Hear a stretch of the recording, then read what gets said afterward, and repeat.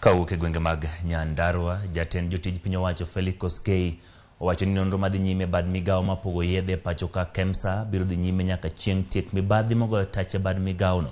Koskei manolimo KEMSA odhiambo manyoro wacho ni piny owacho ok bi yie mondo mibadhi odhi nyime, kojiwo jofwambo mondo ogol ote wi mibadhi no maonge luoro.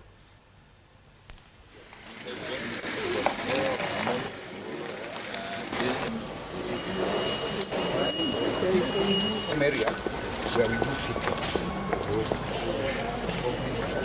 And then from here, these are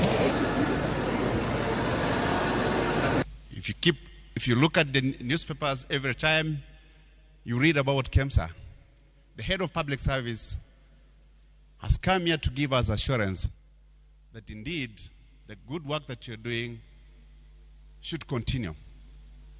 He has also come here to tell us the facts the way they are and to inform you that if you are the one that is causing the bad name of KEMSA to go out there, then you are not in the right place. His Excellency the President has pronounced himself on corruption with firm resolve. Though he takes little pleasure in disrupting his government in such a grave manner, he will not hesitate to take such action again for the sake of the great people and nation of Kenya.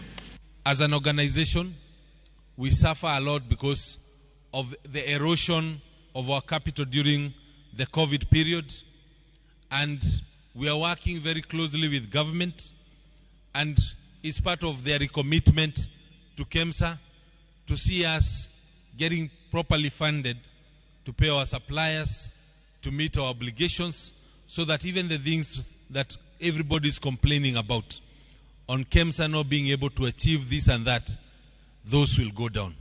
But at the same time, we have to have systems to hold people to account. Wa the county ma Migori chenro mar yawo kambi mar rabuon